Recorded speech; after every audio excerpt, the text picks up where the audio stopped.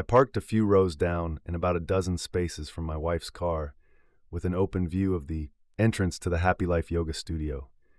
I watched as she walked inside, wearing tight pink leggings from Lululemon and a matching crop top that looked more like a sports bra than regular clothing. She was bouncing happily without any bags in her hands, although she had just put clothes and a bottle of water in the trunk, which apparently she never needed. I waited. We didn't have to wait long. About 5 minutes after she came in, Jude, my wife of 22 years, came out again. But not alone, he was with her. Marcel Boufil, a self-proclaimed yogi and head of the Happy Life studio, walked arm in arm with my dear wife. I hated him. I hated it from the first second I saw it, although perhaps I hated him even earlier, simply because I was forced to constantly listen to enthusiastic tirades from Jude about how wonderful he was. Jude held his hand with both palms and leaned her head on his shoulder. Even from this distance, I could see their smiles as they approached her car. He sat in the passenger seat and Jude sat behind the wheel. I watched as she started the car and pulled out of the parking lot, heading toward the highway. I let them drive away a little so they wouldn't notice that I was following, and then I moved after them. I didn't have to keep them in. The GPS tracker gave me constant and accurate updates on their location. I was disappointed, but not surprised when Jude pulled into the Marriott parking lot. Well, at least if she decided to cheat on me, she didn't choose a cheap motel. They parked and got out of the car, then hugged briefly. Marcel tried to kiss my wife, but she turned away and his lips touched her cheek. Jude looked worried. I'm sure she blushed. Marcel held her hand and led her to the hotel entrance, but Jude reluctantly followed him. She seemed to be pushing him away, thinking, did she doubt it? They stood nearby, animatedly discussing something. When Jude was nervous, she always made active gestures with her hands. I haven't seen her like this since she had to speak at the top meeting in April. She gestured to the right, Marcel nodded, and these two potential lovebirds entered not the hotel, but the restaurant attached to it. I waited a few minutes for them to settle in and then entered the hotel lobby. I looked around, taking a closer look at all the entrances and exits, saw where people were working, and memorized the location of the CCTV cameras. I walked down the hallway on the right side of the lobby, past the convenience store and business center. When I reached the end of the corridor and the entrance to the restaurant, I hesitated a little. The door was open, and next to it stood a small, unattended hostess stand. Considering it was about 3 o'clock in the afternoon, the place seemed pretty empty, so I didn't expect to see anyone manning the counter. There was a small sign taped to the front of the counter that said, "Seat yourself." I carefully looked around the doorway for signs. Nothing special caught my eye. By law, if an establishment received at least 51% of its income from the sale of alcohol, then it was required to hang a corresponding sign at all entrances. There was no such thing here. My hand habitually touched a hard metal object hidden under my sports jacket. I looked around. The elderly man was sipping a cup of coffee and reading the sports page of the newspaper. A young couple with a baby dined on hamburgers at the next table. Like I said, the place was practically empty. When I reached the middle of the room, a waitress came out from somewhere behind the swinging doors leading to the kitchen. She wiped her hands on her apron and came up to me. "Hello, alone?" she asked with a fake smile. Actually, I replied, "I'm meeting friends for a couple of..." I nodded towards the small lounge area near the bar. The waitress nodded and went to check if any of the customers needed anything. I slowly walked up to the bar and saw them huddled together in a booth, their backs to me. I slowly approached their table. As I got closer, I began to hear snippets of their conversation. "You do," Marcel said in his fake French accent. "You know, your husband has nothing like that." Jude sat closer to the wall, pressed against Marcel. He put his arm around her shoulders and she leaned on him. "I don't know if I'm ready." "Ready for what?" I asked, sitting down next to Marcel and pushing him aside to make room for myself, thereby pushing them both into the corner of the booth. "Hey, what the hell?" Marcel blurted out, quickly turning around to see who had intruded on his date. I found it funny that he lost his accent in his excitement. When he saw me, the blood drained from his face and his eyes widened. Jude pulled her hand away from his and covered her mouth, letting out a small cry. Bill, she exclaimed, "What are you doing here?" She seemed to realize her awkward situation and added, "It's not what you thought." I laughed. I was wondering if you would say that. Very funny, Jude. Very funny. Unfortunately, I understand perfectly well what is happening. There were 2 plastic room keys on the table. One is in front of Marcel and the other, still in the folder with a Marriott Hotel logo, is in front of my wife. I reached across Marcel and grabbed the key. "Number 405, I read aloud. There wasn't enough space in the studio, and you decided to hold the class in the hotel. I need to leave," Marcel said, trying to push me out of the booth. "Sit down and shut up," I replied, sitting him back down when he tried to get up. "And don't make a scene.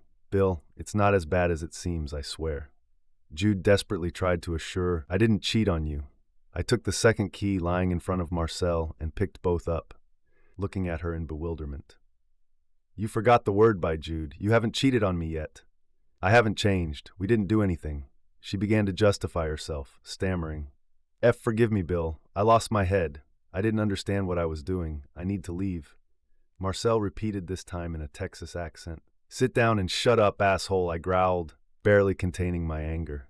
"And you, Jude, what did you do?" "Right, Marcel. I don't want to get involved in this." He muttered fearfully. He seemed ready to cry. "This is between you two. Let me go. I don't want problems." I chuckled again. "It's too late not to interfere, Marcel. You didn't mind interfering with my wife until I found out about it. How many more married women have you attracted from your studio? I don't understand what you're talking about." He tried to feign innocence. "He's not like that, Bill," my devoted wife said passionately, coming to the defense of her boyfriend. "Marcel is just a wonderful teacher. You got it all wrong." I shook my head. I even felt a little sorry for my wife, almost. "Oh, Jude, did you think he treats you special? Did you really believe that you were the only one he was trying to seduce?" Jude's face darkened, and she looked at me darkly. "Of course not," she said, as if making excuses. "I don't think I'm special to him. He's just my yoga instructor." "Just your yoga instructor?" I asked, trying not to laugh. "What were you doing when I approached?" I don't think Jude could have blushed any more. Her posture expressed complete defeat. She knew that I had revealed her. "He lied to you, Jude. He slept with at least half the married women in your class. This teacher preys exclusively on those who are married. He was just manipulating you." "I don't believe you," she whispered. "Is it true? I warned you what your infatuation with him would lead to. Didn't I say that one day he will show his cards and ask you to sleep with him?" "Yes, but it wasn't like that," she responded sharply. "I didn't mean to cheat on you." "But you came here to sleep with him," I chuckled. "How are you going to do this without cheating on me? We're still married, at least for now." "He said that sex with him would help improve our relationship," she said, trying to find an excuse. "It was another type of yoga, and he was going to teach me the techniques so I could use them with you." Judging by the expression on her face, she herself did not believe her words. I shook my head, barely holding back a grin. "I also told you that he will do everything to convince you that this is not cheating." She nodded, close to tears. "You said so," she admitted. "Listen, man," Marcel began, without a trace of a French accent, his voice trembling with fear. "Take your stupid bitch. I'm tired of her whining. I tried to get Jude to do this for months, but every time I thought she was ready, she backed down. Just let me go, please. I'll leave her alone, honestly." Marcel's words hit Jude hard. She looked up at me and tears streamed down her cheeks. "Forgive me, Bill. I was a fool. I didn't believe you. I swear I never meant to hurt you." "Yes, but you did it," I told her. "The worst thing is that all this time I knew that this bastard was messing with you. And I tried to make you understand, but you bought his lies." She lowered her head and cried. "If you don't let me go immediately, I'll call the police," Marcel said, interrupting me, suddenly trying to feign confidence. "You don't understand, do you, Marcel?" I said, grinning with the same impudence with which he usually looked at me. I threw back the tails of my jacket, and his gaze fell on the badge, and I think I smelled fear. "I am the police. My wife Jude and I recently celebrated our 20th wedding anniversary. At that time, one of our children was already in college, and the other was about to graduate from high school. I was thinking about retiring, and Jude was bored.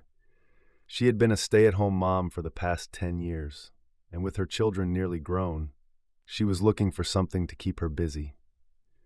At that time, we should have been thinking about a future together, but it turned out that the whole focus was on Jude. It was then that she first became interested in yoga.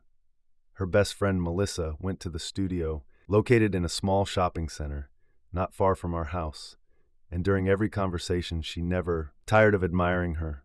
I'll admit, Melissa did look happy and in better shape than I've ever seen her. So when Jude told me she wanted to start going to classes with Melissa, I was all for it. Or at least not against it anyway. Anything that would make her happy, I supported. Well, within reason, of course. I remember how excited she was after the first lesson. She returned home inspired and couldn't stop talking about it. I listened to her patiently, but had difficulty understanding half of what she said. She enjoyed the physical challenge, but was even more intrigued by the spiritual aspects of yoga and the philosophy of yogis. To me, it sounded like complete nonsense, but I have never been a free thinker. On top of that, she said the instructor was a handsome Frenchman named Marcel. On Friday morning at breakfast, she started talking about him again. This was unusual, and an unpleasant feeling began to arise in me. Should I be worried? I asked her from across the kitchen table. About yoga, Marcel, she asked, not realizing how ridiculous it sounded. I couldn't help but grin. Yoga, is he smarter than the average bear? I answered, confident that I would earn myself points with my wit. A bear, irritation froze on her face until she understood my joke. Oh yes, Yogi Bear, it's funny. He is a master of yoga, so he is called a yogi.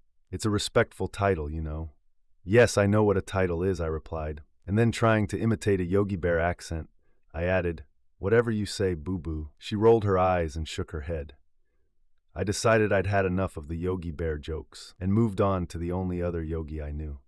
You know, I said with a grin, when you're in class, you can notice a lot just by watching. Jude didn't seem to understand the reference, but nodded. Well, Yoga Marcel wants everyone to try their best so no one just stands around and watches. You should come sometime. Maybe you'll like it. There was no chance of that happening, and I think she knew that even before she suggested. Yoga was not something I ever expected to want, at least not in this life. I got my physical training in the gym and my share of pseudo-spiritual philosophy in Aikido classes. Well, make sure you don't give up during class, because as they say, I said, trying not to laugh and pausing for effect. Jude looked at me, not understanding what kind of they were that were saying something. They say that it's not over yet. Jude narrowed her eyes. Wait a minute, she asked suspiciously. Are you quoting Yogi Berra? Yogi Berra, I corrected her. He was also a great spirit seer. Ha ha ha, my wife replied sarcastically. Do you ever take anything I do seriously? This is important to me. Sorry, honey, you're right, I said sincerely, but you didn't answer my question. What question? She asked, getting up from the table to pour us more coffee. I couldn't believe that she didn't understand what issue I was talking about. I'm having déjà vu, I chuckled, then repeated my question in a serious tone. Should I be worried?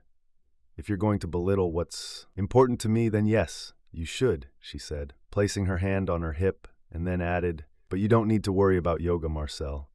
He's not my type, I chuckled. What kind of taste is this? She replied, raising her eyebrows and emphasizing each point in comparison. Well, he's young, he's handsome, he is very athletic, fit, and flexible. From what I can tell, he has amazing stamina. He is smart and does not criticize my interests, and his package looks huge in tights. Oh, that is, he's not at all like me, I said, laughing. He's as different from you as possible, she replied, sighing and sitting down to drink coffee again, placing my mug next to me. She had a dreamy, detached look. He must be gay, I muttered. You think that all handsome men are gay, Jude replied. This is not true. How can you make such an implausible and callous accusation? I only say this about the beautiful ones, well-dressed, and with perfect teeth that you always admire. And besides, I'm always right. Name one time when I was wrong. That actor from the movie about the love letter, I forgot his name, she said, pretending not to remember. I knew she knew his name. He was on her celebrity list right after Brad Pitt. It's still in the closet, I said confidently. Wait a little, you will hear soon. There will be some scandal, and he will admit his passion. He's married, his wife is a cover. You're just jealous of all the hot, young, athletic men. You hate that you're getting old and project it onto others. Am I projecting? Is this one of those words they teach in Psychology 101? she replied, pursing her lips. I failed psychology, I lied.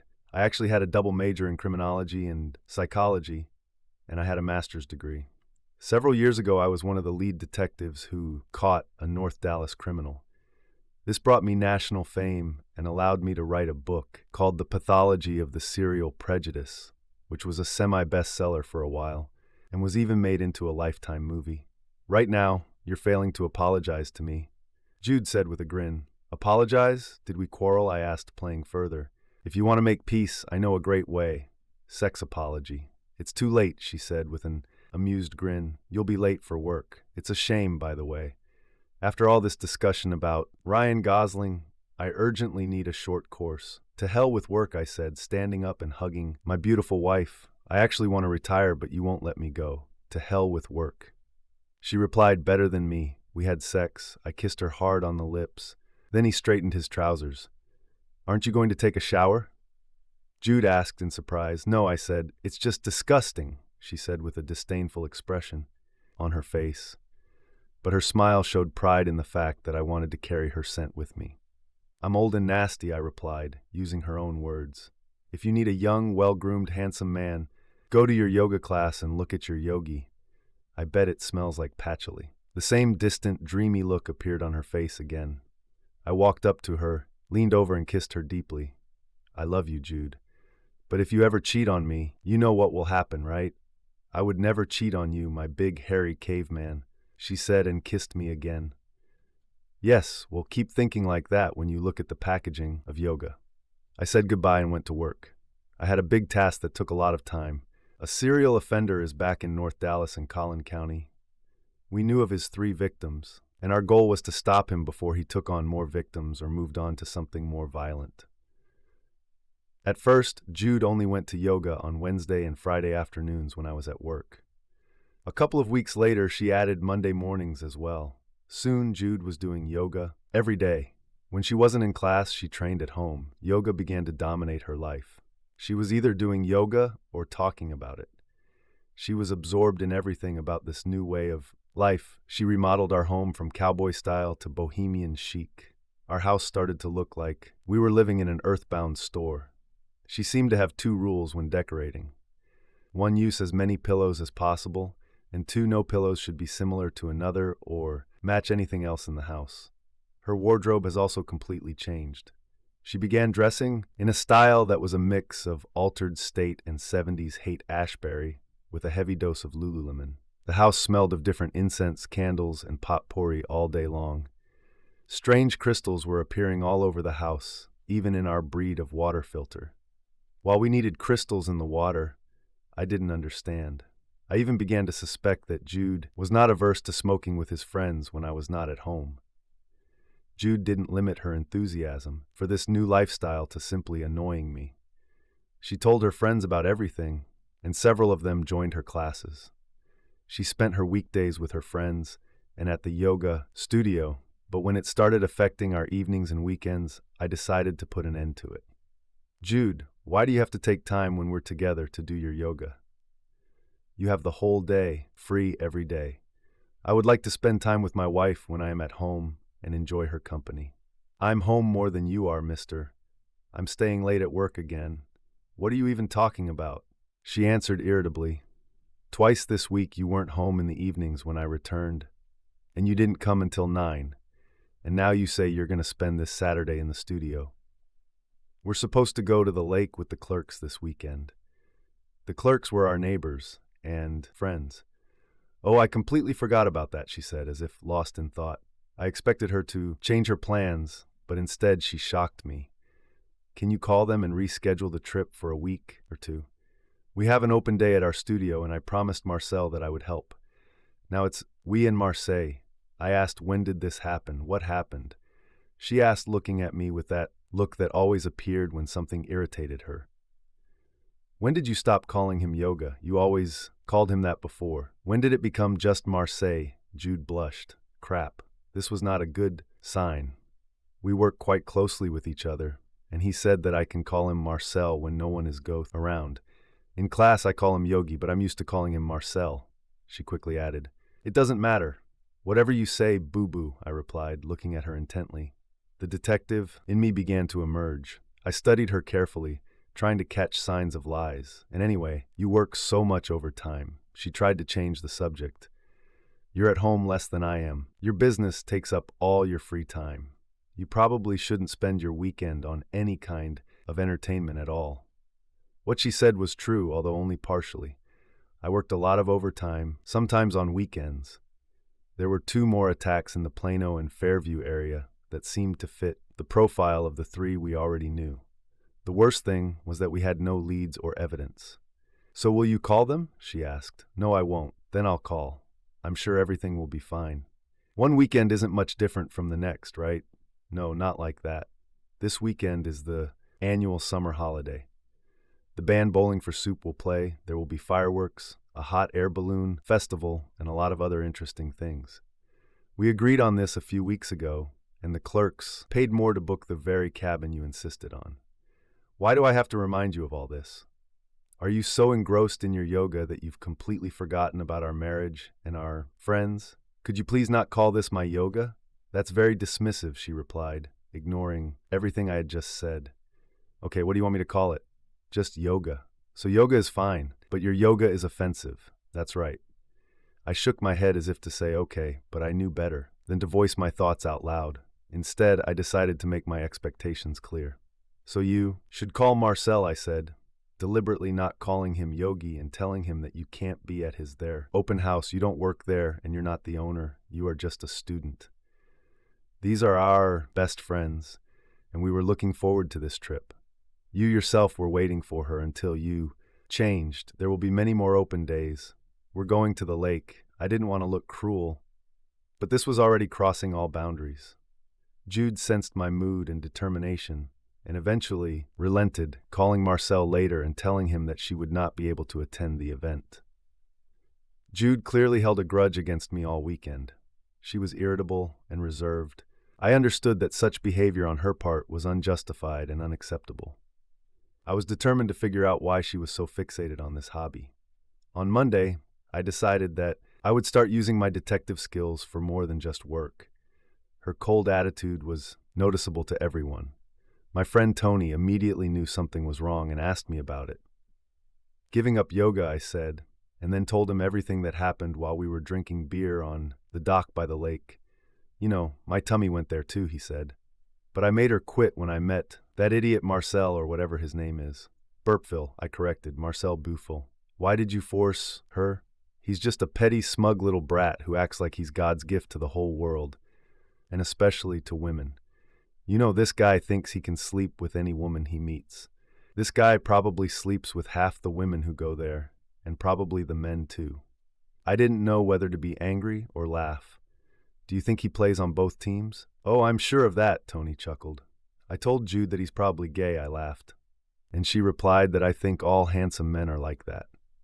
Yes, all the handsome men are indeed gay, but that doesn't matter. This guy is not that handsome. Have you ever seen him? No, I haven't met yet. Brother, what are you doing anyway? You need to get Jude out of there. Nothing good will come of this. You're a cop, oh my God. Didn't you check this guy? I shrugged. No, somehow I didn't think about it. I thought it was just yoga. I trust Jude. I thought she was just interested in a new hobby. She used to be interested in ceramics, and before that, decorative painting. We now have these painted chickens all over the house. I thought it was a harmless hobby. Well, just a little interest in yoga and its teacher. Yoga? Fuck it there. And you know what? Tony leaned in, lowering his voice as if he was about to tell a secret. He is most likely not French at all. My family is from Louisiana. Everyone there speaks Creole, and I once spoke to him in patois. This devil did not understand anything. He said that my accent was too strong and that I was pronouncing words incorrectly. It's complete bullshit. This type of Frenchie is no more than French fries. I took a sip of beer while watching the sunset. Damn it. Was I asleep all this time? Did I allow the fox to get into the chicken coop? I needed to talk to Jude, but I knew she probably wouldn't want to discuss this with me. I'll have to tread carefully. On the way back, I decided it was time to wake up and get to work on this matter properly.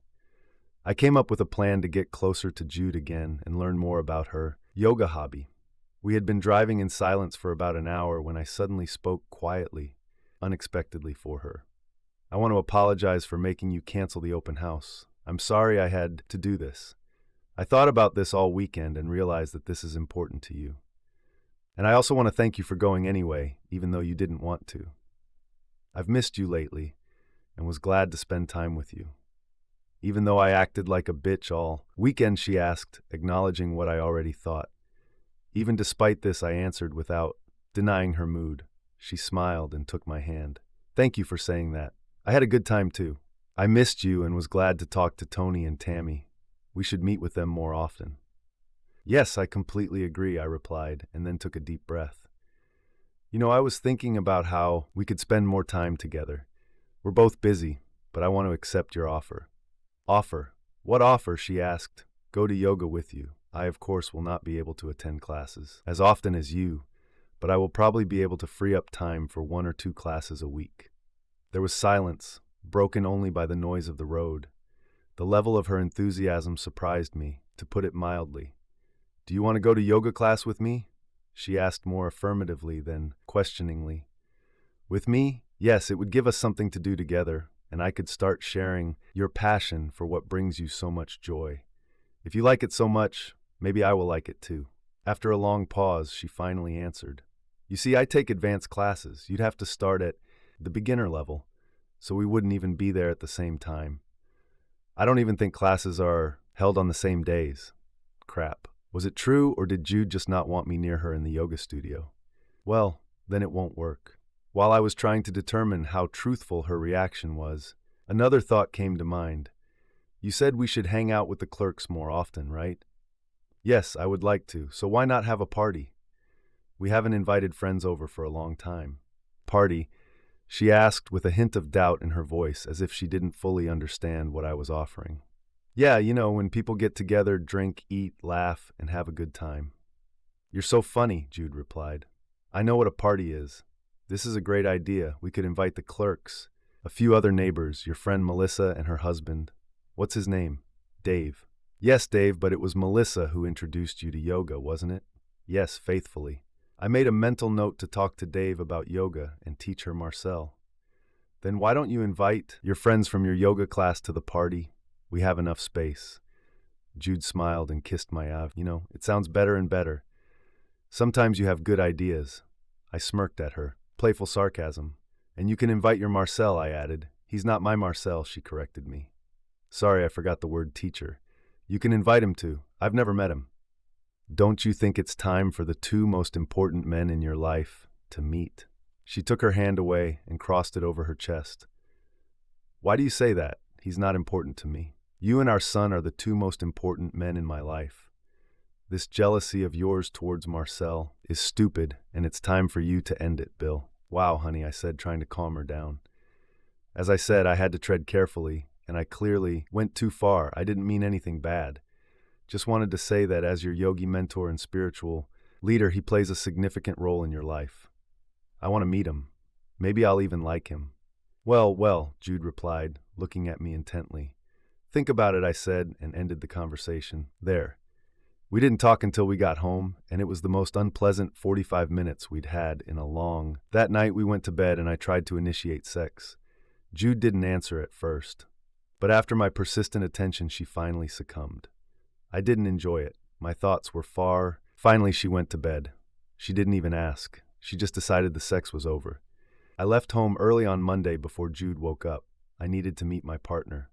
A lead has emerged in the investigation of the case, but it was not confirmed, and by lunchtime I was sitting at my table planning to take a little interest in this yoga. The bell rang. Jude called. She asked if I had a few minutes to talk, which immediately made me wary. Yes, actually there is, I answered. What's happened? I thought about your party idea again, she explained, and I really like it. We haven't invited anyone for a long time.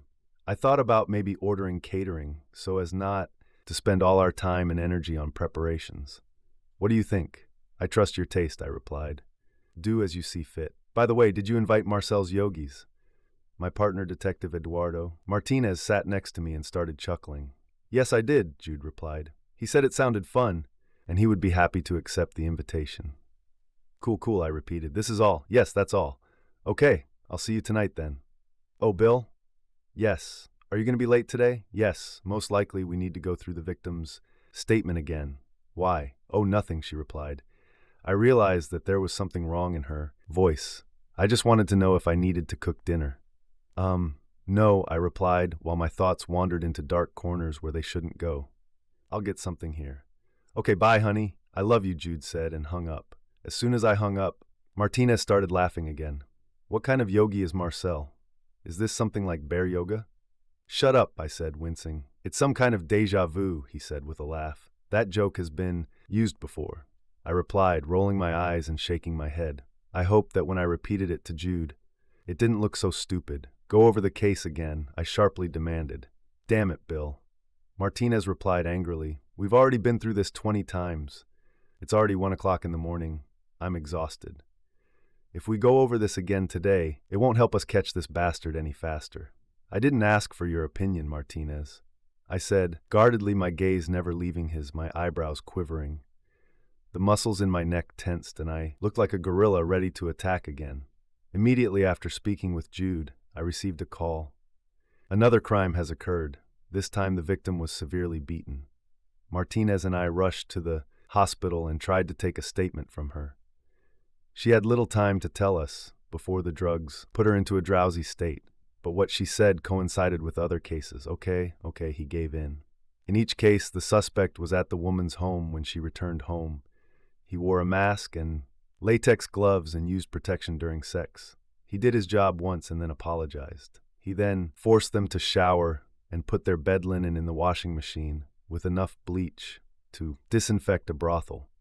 He also smashed their mobile phones, and in one case, when a woman had a landline, phone yanked it out of the wall before leaving his height and weight, or average, and we didn't find any physical traces, no DNA, nothing, right? What exactly did the victim say before he left? Something like life sucks, and then you die or something like that. Martinez replied, No, it was something else. I said, pulling out my notebook and turning the pages. Here it is. Life is suffering. The sooner you understand this, the sooner you can find happiness. I've heard this somewhere before. How strange is he? Martinez said, shaking his head. This bastard just beat up a girl and then philosophizes in front of her. He's a real cold-blooded bastard. Of course, I replied, but in some ways he's right. What is right? Martinez asked me, perplexed. The fact is that life is suffering. The evening of the party came quickly. Jude ordered catering from one of the trendy gastropubs that had opened in recent years and stocked up on enough wine and alcohol to intoxicate half the neighborhood. She even hired a local guy to DJ for the evening. We decided to have a cocktail hour, dinner, chat, and just have a good time starting at 8 p.m. Then at 10, the DJ would turn up the music and our living room would turn into a dance floor. Jude started drinking around 6 p.m. Wine first, then moved on to those as soon as the frozen margarita machine was ready. By the time the first guests arrived, a little before 8, she was already relaxed and cheerful. The clerks, as always, came first. Then several of her yoga friends showed up with their... I made sure to meet everyone and treat them to drinks. By 8:30, Marcel had still not shown up, as had Jude's best friend Melissa and her husband Dave. I really wanted to talk to Dave this evening, so I was looking forward to their appearance. Finally, around 9, I asked Jude about it. Listen, honey, looks like your yogi and your best friend have worked you up, I said, sitting down next to her on the section of the living room couch. Oh, he said he'd come around 10 to avoid all this socializing, Jude replied, slightly slurring her tongue. What about Melissa and Dave? I asked. Her smile faded and she took a sip of her margarita. Oh, I didn't invite them, she replied. You didn't invite me. I thought she was your best friend. Jude shrugged. No more. Suddenly, Jude's eyes lit up and a wide smile appeared on her face. He has come, she said, getting up and leaving as if she had forgotten about me. I looked at her, slightly shocked, as my wife hugged him and exchanged kisses on the cheek once, twice, 3 times. I knew this was the way it was in Europe, but damn, this is America, and Judith is my wife. I stood up and walked straight to the yoga room. As I approached, I took in his appearance. Tony was right, nothing special. Thin, with a ponytail, rather short. Damn, I look better than him, and I've had my nose broken 3 times. I didn't wait for us to be introduced. Jude didn't even seem interested in it. By the time I approached, 4 other wives had already gathered around him, hanging on his every word, as if before them was the Messiah himself. Return to earth. As I approached, I heard Jude giggle and say, "Maybe later we'll see how it goes." I stood up to show him that I was 6 feet 2 inches tall, and all 275 pounds of me. I spoke loudly, causing him to flinch, and Jude also turned to me in surprise. "Hello," I said, "you must be Marcel." I said as friendly as a big Texan can speak, avoiding any title and going by his first name. I extended my massive hand to him. "I'm Bill, Jude's husband. Welcome to my home." He looked at Jude, then back at me, but didn't extend his hand. He looked a little scared. "Sorry, I only kiss after at least 3 dates," I said, waving my open palm at him, with a wide, friendly smile on my face. In Texas, we shake hands. This brought him back to reality. And Jude, too, stopped standing there in a day. He extended his hand. I didn't try to squeeze it in my paw. That would have been rude and unnecessary. He already knew that I could crush him like a bug. His grip was weak, but I maintained mine to the level of a professional handshake. "Oh, Bill," Jude said, finding her voice. "This is Yogi Marcel." "Yogi, this is my husband, Bill." She seemed nervous. She came closer and took my hand. I smiled and hugged her, sending a signal. "I already told him that, honey," I said, and kissed Jude on the cheek, sending another signal. Marcel spoke. His voice was slightly high-pitched and slightly nasal. He radiated self-satisfaction. From his manners, facial expression, and manner of speech, I realized that this guy has a very high opinion of himself. In my native language, there was an appropriate name for such people. We called them the Dodgers. From that moment on, in my eyes, he was not a yogi, not Marcel. He was a Dodger. I mean, you think you're a trickster, but you're not nearly as clever as you think you are. I was still holding his hand. He tried to pull her out. I let go. "Ah, so you are the lucky one who is married to this beautiful creature," he said with a strong French or pseudo-French accent. "I envy you very much, monsieur. I hope that someday I will be lucky enough to find a wife like her." Jude moved next to me. "Well, this one is already taken, Dodger," I said, smiling widely. "You'll have to look for another one." There was an awkward pause. I let it hang there for a few seconds, and then laughed and patted Marcel on the shoulder a little harder than I should have. "Just kidding, Dodger. What will you drink?" "Oh, Yogi only drinks French wine," my wife suggested. I wondered how she knew his taste in alcohol, but decided not to bring it up. I bought several bottles, especially for him. "Oh, okay, then let's go. Help me choose," I said. "What?" She was surprised. "I can tell which ones. I'd better stay here and entertain the guests." I pulled Jude's hand and pointed to Marcel and the 4 women who immediately took her place next to him. They seemed to be having a great time themselves. "Let's go." But she tried to resist, but I just smiled and pulled her along. When we reached the kitchen, she pulled out a bottle of French red wine from our small wine refrigerator. The wine looked expensive. Expensive wine for me is about $29. It looked damn expensive. I didn't embarrass myself by asking questions, but made a mental note that I'd Google the price later. I took my time opening the bottle to find out a little bit about what was what. "You know, that was a very friendly greeting. You gave Marcel," I said, spinning the corkscrew and imagining it in one of the yogi's eyeballs. "Oh, are you talking about kissing?" she asked, more drunk than she realized. "Yes, I haven't seen this before," I answered, spinning the corkscrew even more slowly. "He's French," she replied. "Kissing is normal and nothing special." "Is it true?" I asked, trying not to show my irritation. I didn't know that. "There are a lot of things you don't know, Bill," she said with a chuckle. "Lots of things." I stopped opening the bottle and handed Jude a bottle of water. "You need to drink this," I told. When she put the bottle down without opening it, I picked it up, unscrewed the cap, imagining that I was twisting Marcel's neck with it, and returned it to her hands. "Drink, or I won't let you drink for the rest of the evening." "Yes, sir," she replied, giving a mock salute, and then took a sip of water. "So why didn't you invite Melissa and Dave?" I asked again, hoping to get an answer. This time, she rolled her eyes and drank more water. "She's just a drama queen. I didn't want any drama tonight." "Drama?" I asked, pretending that I was having trouble getting the corks out of the bottle. What kind of drama could she create? I don't really know myself, but she was causing trouble at the yoga studio, and Marcel told her she was no longer welcome there. I realized that I would have to contact Dave myself and find out their version of events. I made a note to do this on Monday. Problems. What kind of problems could Melissa create? She's a sweetheart and one of your best friends. Damn it, wasn't she the one who introduced you to yoga? Jude shrugged and took another sip of water. She seemed to be a little infatuated with Marcel and wanted something from him that he wasn't ready to give. So he decided that it was better for her not to come to the studio anymore. It didn't surprise me that Jude knew more than she was initially willing to admit. This only increased my suspicion. Are you kidding? I asked with a hint of skepticism in my voice. Are you saying Melissa wanted to cheat on Dave with him? I pointed my thumb at the other room, meaning her yoga room. Jude just smiled and raised her eyebrows. That's what she told me. Did she tell you she wants to cheat on Dave? Not really. She said she wanted to sleep with Yogi Marcel. I stared at my wife in disbelief. She screwed the cap on the water bottle, preparing to return to the party. I stopped her. This is the second wife and student of the Dodger about whom I hear that they want to cheat on their husbands with him. Seems to be a recurring theme with this guy. Should I start worrying? Jude came up to me and kissed me tenderly, with a sweet smile.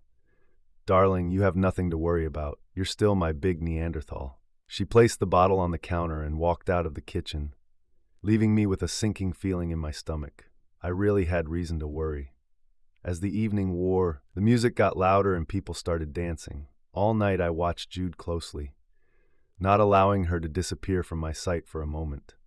I'm a professional observer, so it was easy for me to keep an eye on her without making it seem like I was stalking her. When she sat, it was always next to the Dodger. When she danced, he was always nearby, and they invariably came together for a few songs and then went their separate ways. Outwardly, they did not show that they had come for each other, but I saw it in the looks they exchanged in the way she touched his hand. Jude continued to drink, and I could see how it was affecting her. Her reactions became slower. She was a little unsteady on her feet, even without music. I knew her limit with alcohol, and she had long since exceeded it. And then the music changed, and the DJ announced that there will be a block of slow romantic songs. Marcel pulled Jude towards, pressing himself against her. She looked around quickly, not seeing me, and laced her fingers behind his neck. This was the last straw. I jumped out of my hiding place and headed straight towards them. I put my hand on Trickster's shoulder and patted him. Dance with me, I declared. It was not a question or a request. They both turned to me. Dodger grinned and said after this block of songs. He turned back to my wife, his face just inches from hers. His hands were on her hips, holding her close to him. I grabbed his middle finger on his right hand and pulled him back. I had to follow him with my hand. The Trickster seemed to wince. I pulled him away a little to separate them and glared at him as if I was ready to tear him apart. Now I will dance with my wife Marcel. Find yourself another wife to dance with. I stepped between them and pulled Jude towards me, letting go of his hand. Jude wrapped her arms around my neck, swaying to the music. Why did you do this? She asked in a quiet and slightly hoarse voice. You're my fucking wife. I whispered in her ear. I will kill anyone who tries to take you away. He was just being nice, she said, snuggling closer to me. I think you scared him. Great, I said. He should be afraid. We danced to the music, and when the song ended, Jude tried to leave, but I didn't let her go. A block of romantic songs is playing now. I told her I reserve all the slow dances for myself. You know that. She nodded and laid her head on my shoulder. If he was just being nice, I said, then why did he cuddle up to you during the dance? Jude pulled her head back and stared at me with surprise on her face. He didn't. She began to answer, but stopped short, realizing that I must have seen this when I separated them. That is, it was accidental. This happens a lot when couples slow dance, she said as if it were a given. You're not a couple, I reminded her. We are a couple. With these words, I grabbed her and pressed her closer to me, just like he did. Don't ever forget this. There was a pause in the music, and the DJ took a break for 15 minutes. Most of the guests gathered in one of two places, on the terrace to smoke or in the kitchen to grab snacks and drinks. I was in the kitchen watching Jude and Trickster. They left through the living room, so I quickly slipped outside through the kitchen door. I greeted a couple of our friends at the fire pit, often glancing toward the far end of the deck. Jude and Marcel stood in the shade, sitting side by side on one of our lounge chairs. After a couple of minutes, Jude stood up and turned to face him, leaning down and probably giving him a glimpse of the neckline of her dress. Then she laughed. I heard her quiet laugh from where I stood watching. Then she turned and swayed into the house. Marcel waited for about 60 seconds, then stood up and walked towards the U. I intercepted him just before he opened it, putting my hand on his arm. He seemed surprised to see me. "We need to talk, Dodger," I said. "What the hell do you want, man?" he asked sharply, without the slightest hint of a French accent as he pulled his hand out of my grip. "Problem?" I asked. "No problem. Not yet. Let's sit down for a minute and talk." He looked at the door, then took a step back. I pointed to the table on the terrace and pulled out a chair for him. "Sit down, it won't take long, and you can get back to your business." Reluctantly, he sat down. "This is your home, and I am your guest," he said, drinking the remaining wine with a slight French accent. When France is two grandies, I suddenly asked him where exactly in France he grew up. He looked at me. I collected my thoughts and began to speak French, although I had not used it for years. I wanted to make sure I pronounced everything correctly enough. I told him that I had studied French for several years and could communicate quite well in it. I offered to speak French if it was more convenient for him. I could see him starting to sweat as I spoke. I studied French in high school and university for several years. I wouldn't say I'm fluent, but I can converse adequately. "Shall we speak in French, please? Your accent is so bad that I can't understand half of what you say," he said contemptuously and then added in French. "Mais, si sauter fait-il sentir grand dans le pantalon on peut parler français." I wasn't sure, but I thought he said something like, "We can speak French if it makes you feel big in your pants." Sly? Well, maybe he really does speak French, but that doesn't make him French. "You know, I noticed you and Jude have a special relationship," I said. He shrugged. "Jude is a beautiful woman and a kind soul. She is a great student and will make a great yoga instructor." "Did she tell you that I asked her to become my assistant and help run my studio?" Frankly, his words shocked me. Jude didn't say a word about it. I tried not to show my surprise, but I did a bad job. "Oh, I guess she didn't tell you anything," he added with a grin. I wanted to punch him and wipe that grin off his face. "So maybe you could help me," I said, abruptly changing. "Should I help you?" he asked again. "How can I help you?" "Jude has seemed like a stranger lately," I explained, making it up as I went along. I only had the basics of a plan, but I didn't realize that I would need this course of action. "And you probably see her more often than I do." "I see her often, yes," he agreed. "I'm worried that she might be going to cheat on me," I said quickly, and then added, or close to it. He looked at me. "I love my wife more than anything in the world. We have been married for a long time, and she is not just a wife to me. She is my life. If you noticed anything, I would really appreciate this information. Maybe I can figure out what's going on and put an end to it before it's too late." "Do you want me to help you spy on her?" he asked, with obvious pleasure in his voice. "Spying is too dirty a word," I said.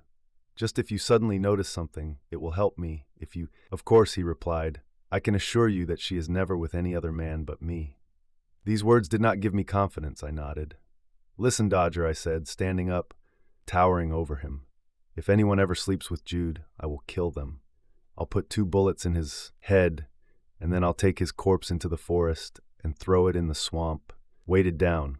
He looked at me with his mouth open. I shook his hand firmly. "It's only a matter of time until I figure out who's trying to seduce her.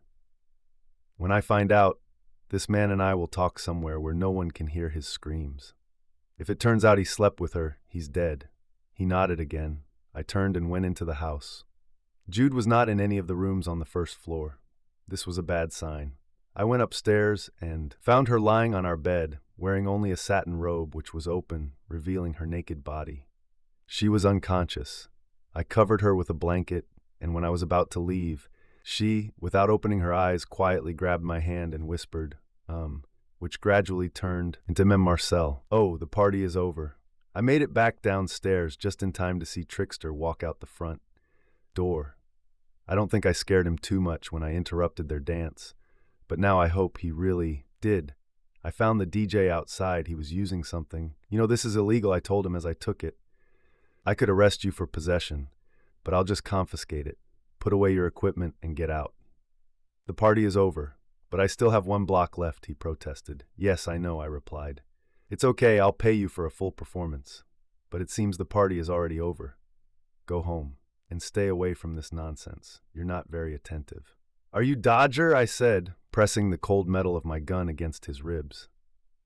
What did I say about what I would do to the bastard who slept with my wife? We didn't do anything, Jude said hastily. I swear. Is it true? I asked, raising my eyebrows. Nothing, yes, nothing, she confirmed. Trickster, I'm going to move to the other side of the table. If you try to run away or make a scene, I'll shoot you something. Understood. He nodded. I slipped out of the booth and walked around to sit opposite her. For the first time ever, Jude looked me straight in the eyes. She looked down, full of shame. I put the envelope on the table and took out a folder from it. He took out a photograph and placed it in front of her. In the photo, Jude was in Marcel's arms, and they were kissing. Nothing, huh? I asked. Where did you get this? Asked Jude. Oh, so you're not denying it. You just want to know where I got it from. How about this? I said, showing the next photo of them sitting on the couch in Marcel's office. Probably your private yoga lessons, I said. What is the name of this pose? Marcel clearly panicked as he looked at the photographs. I think he was stunned that I got them. He was probably wondering what else I had. What about this? In the photo, Marcel was on the same couch having sex with a woman, and the woman had hair similar to Jude's. It's not me, Jude shouted, grabbing the photo. I swear to God, it's not me. Is it true? I asked, calmly, taking out another photo. Oh my God, exclaimed Jude. She looked first at the photograph and then at Marcel. Who is this woman? She turned to me. It's not me. You must understand this. This is not my body. I took out another photo and placed it in front of her. Her face was clearly... I silently placed the photo in front of my wife. She looked at her. Her eyes became wider and wider. Tears began to form and then rolled down her face. How could you? The next day, Jude had a severe hangover and had virtually no memory of the events of the previous night. I didn't mention anything about her calling me Marcel or her behavior with him at the party. I also didn't ask her about the invitation to become a yoga instructor and run a studio. I decided to wait to see if she would tell me herself. Over the next few weeks, things between us became a little warmer, just like in the old days. Jude was at home more often. Several of her classes were canceled, leaving the yogi with less time to meet with her. Perhaps I managed to scare him, and with luck, everything will return to normal. I didn't rush her and tried to give Jude some space so she could sort out her feelings on her own. Unfortunately, she seemed irritable and capricious and often took it out on me. When she wasn't angry, she became distant. In the second week, I decided that this had already gone on too long. I had made a decision about our future, and on Thursday I felt it was time to discuss it with her. I called Jude and said I wanted to spend the evening together. To my surprise, she immediately agreed without any objections. When I got home, Jude was in the kitchen, dishing out homemade chili. Hello, darling, she called when I entered the kitchen. I thought it would be better to eat right away so that we have more time in the evening for whatever we do. She winked at me as she said, So what happened? What did you want to talk about? Before I could answer, she interrupted me. Because I also have news that I want to celebrate with you. Can you grab us a couple of beers? I didn't expect her to have news, so I was a little surprised. I had planned that I would do most of the talking this evening. My goal was to finally close the issue with Marcel and move on. The fact that she was going to celebrate something gave me a bad, of course, I answered, took 2 bottles of beer from the refrigerator, opened them and handed her one, hold it, and immediately started talking. As you know, this case I'm working on is really stressing me out, I said, taking a sip of my beer. I'm like the black guy from Lethal Weapon, too old for this bullshit. I'm tired. Jude, tired of the stress, tired of hardly being home with you. I miss our life as it was before. I want to get out of this. Jude looked at me with an expression of both concern and curiosity. What do you mean, go out? Quit what? I applied for a transfer to the position of instructor at the police academy, I explained. At the end of the month, I will stop investigating. I want to take a short vacation and go somewhere for a couple of weeks to restore our relationship. This is long, overdue, and I hope we can reconnect with why we fell in love in the first place. She looked at me for several seconds without reacting. And what does this mean exactly? She asked. This means that I will have a regular job from 9 to 5, no more late shifts, no more days off from work. I will be able to spend more time with you and make up for all those years when I neglected you and us. She nodded. I'm a good judge of people and can usually read their reactions easily. This is part of my job. However, now I couldn't understand what she was thinking. You don't look happy, I said. She answered with a tight smile. No, of course I'm glad, she said quickly. I'm just surprised. Being a detective was everything you dreamed of. I'm surprised you're ready to leave her. I'm leaving her for us, I said. You are more important to me than any job, anything, or person. I emphasized the last words, trying to convey the hidden meaning. She looked down, nervously examining her hands as if deep in thought. When she didn't speak, I encouraged her. Well, now what's your news? I asked, sensing something bad. Oh, it's not nearly as dramatic as your news, she replied, shaking her head quietly. We can talk about this another time. Let's eat. I realized she was trying to change the subject, but I wasn't going to leave it like that. We needed to discuss everything, not shy away. No, I smiled at her. I want to hear. If it's worth celebrating, then it's good news. So go ahead, tell me. Okay, she replied. It's not that dramatic. She hesitated for a second, took a long sip of beer, and continued. Marcel suggested that I get certified as a yoga instructor so that I could teach classes in the studio and become his assistant manager. It would be a paid job. I know you probably think it's stupid, but it means a lot to me, and I really want to do it. Great, I said, adding, I'm proud of you. I'm sure you'll do great. So Jude finally told me what Slick had already revealed to me at our party. It took her a long time to confess. I was hoping that maybe he had changed his mind and withdrawn the offer. Ever since Marcel told me about this, I've been thinking about it. I realized that refusing the idea or trying to talk her out of it would only push her further away. The last thing she expected was for me to support her. She looked puzzled. You really don't mind? She asked. I thought you wouldn't like it if I would. This means that I will have to spend more time with Marcel and less time at home.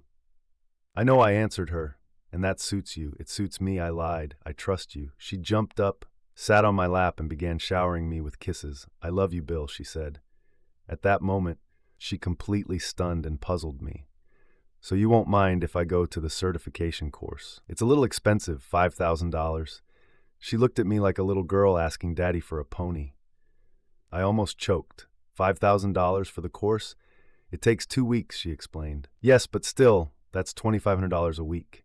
Yes, but the course is conducted during a retreat in one of the resorts in Costa Rica, she added. Wow, I said, raising my hands as if to stall the conversation. 2 weeks in Costa Rica, I asked, dumbfounded. Yes, 2 weeks of intense training and classes, all day, every day. At the end of the retreat, I will be fully certified by the International Institute of Yoga Studies and will be able to teach accredited classes. In the yoga world, Bill, this is a big deal. Usually the waiting list for participation is about 2 years, but Marcel managed to use his connections to get us included. Alarm bells started ringing I was speechless and couldn't think of anything to say. When will this be? I asked. I just told you that I won't be able to go until next month. I'm busy with this until I start a new... Oh, that's okay, honey, she said. I'll go alone.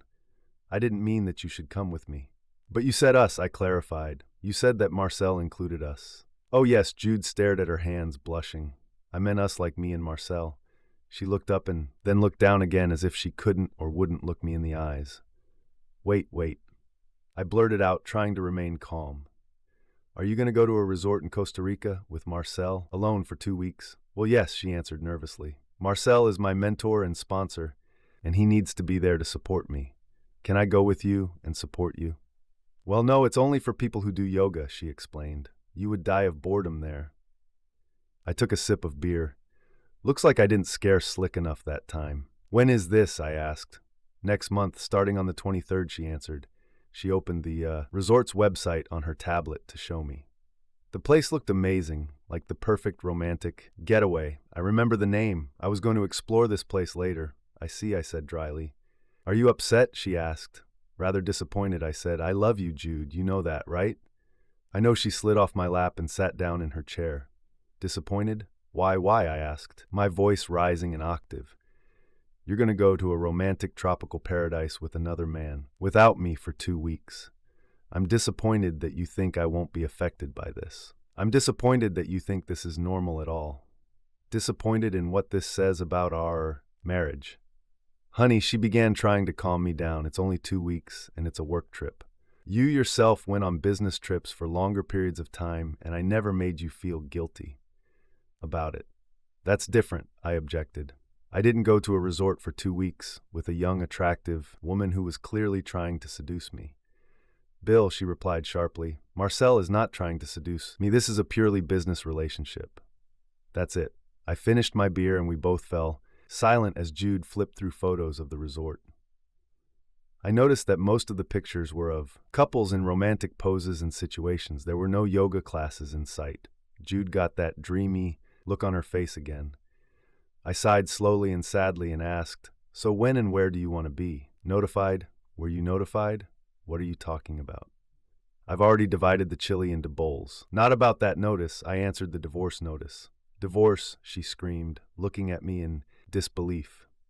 What do you mean, divorce? That is dissolution of marriage. This usually happens when one spouse cheats on the other. I know what divorce is. Jude exploded. No one is cheating on you, Bill. Why are you even talking about divorce? I'm talking about the fact that you're going to go away for 2 weeks to a romantic tropical paradise with your boyfriend, Marcel. He's not my friend. Damn it, she exclaimed. This is a certification course. I will work there with Slick, I added. Were you going to rent one room for 2? He probably suggested taking 1 suite instead of 2 rooms, to save money. The look of surprise on her face confirmed my words. Well, Marcel pays for everything. She objected, so I have to meet in terms of expenses. So it's still luxury, I grinned. Yes, but he will sleep in one part, and I will sleep in the other. I told you this is a purely platonic relationship. I don't care if it's platonic, sophisticated, or Pythagorean, I said, but I'm not going to be married to a woman who goes on vacation alone with another man and lives in the same room with him. But you said you want me to get a certificate, she said pleadingly. Yes, I agreed, but not in this way. But Bill, she objected, that's how it's done. You don't understand yoga, you just don't understand. They don't obsess over things like you do. I noticed that there was a division in her words, as if I was the only one who was worried and worried. For sex. So are you planning to have sex with him too? I asked angrily. No, she screamed. You are turning my words around. I didn't say that. I simply said that they do not consider such trips in the context of sex. It's about yoga, communication with nature, and spiritual unity. It's not about sex. Great, I said. Looks like a wonderful trip.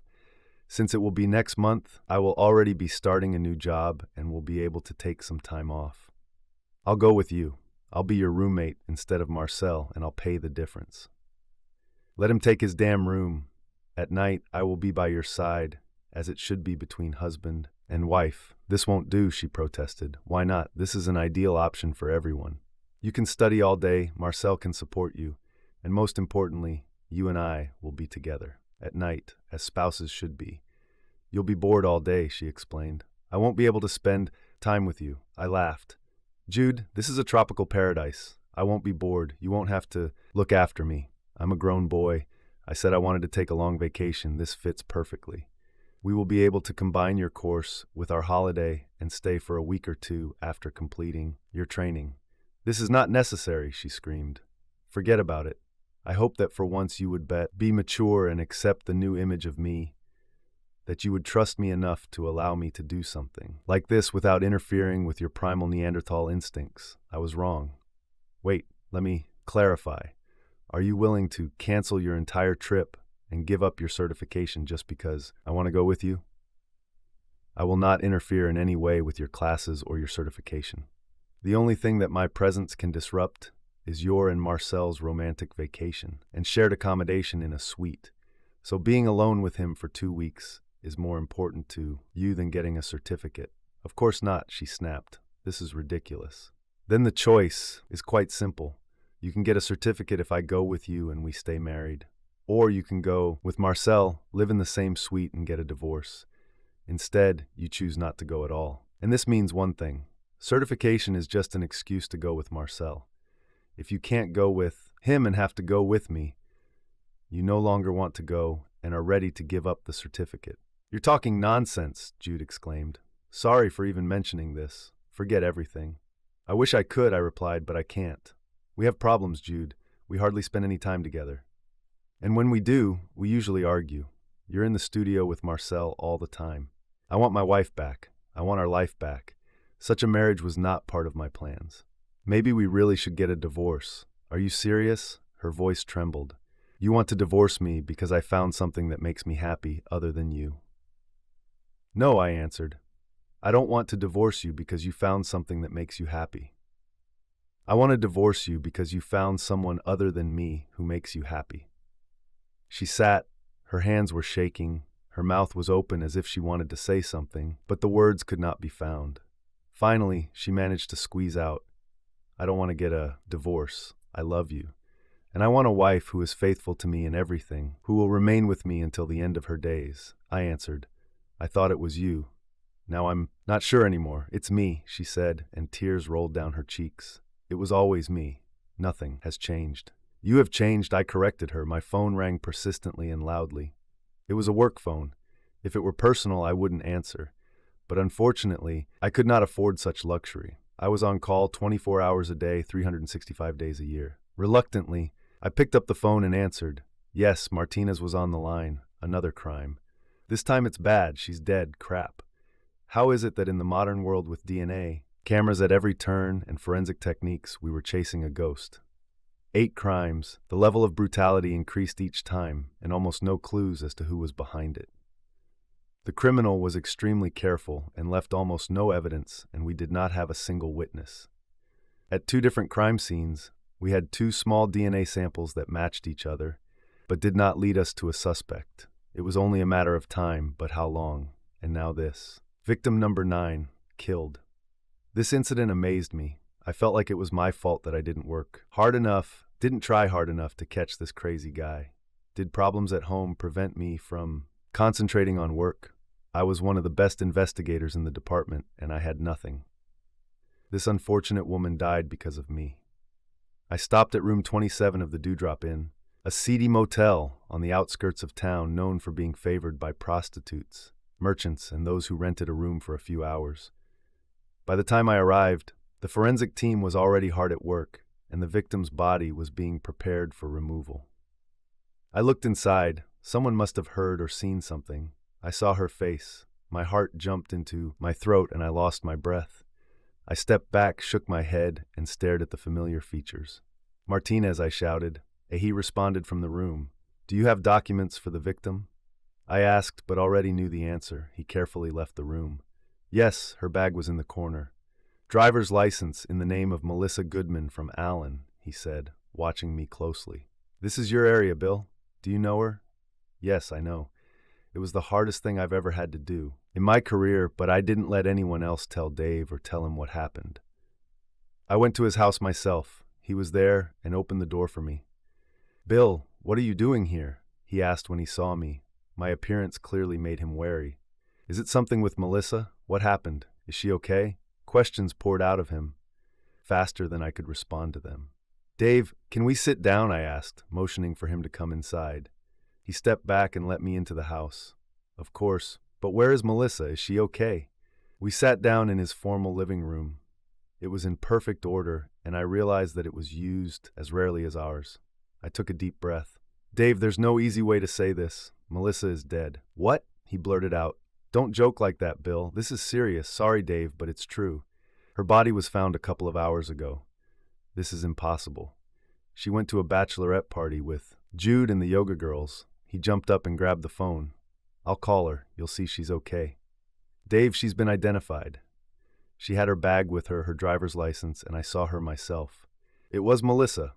There must be a mistake," he said. Sitting back down in his chair, I stood up and poured him a glass of bourbon. He took it with shaking hands, looked at it, and drank it in one gulp. "Are you sure it's her?" he asked as I poured him another. "Yes, I can't believe it. How did this happen? Was it an accident? Was she drunk?" I poured myself a glass and drank, feeling the familiar burning sensation. "No," I said. "We believe she was killed." "Killed? What are you even talking about? For what? Who could do this?" He jumped up again. I saw that he was on the verge of a breakdown. I put my hand on his shoulder, trying to calm him. Sorry, Dave. You said she was going to spend the evening with her friends. Did she say where? Exactly. Dave stared into space. I don't know. Some new restaurants on the square in McKinney. Asked Jude. She was there. Dave, Jude was with me. She said she hasn't spoken to Melissa in weeks. Perhaps Melissa had someone else? No way, Dave shouted. Where is she? I have to see her. I want to see my wife. I nodded. I'll take you to her. I have to ask. Where have you been all evening? I was ashamed to play the role of a cop in front of my friend, but it was my duty. Fuck you, he said, looking at me with rage. Do you think I have something to do with it? No, I answered. Of course not.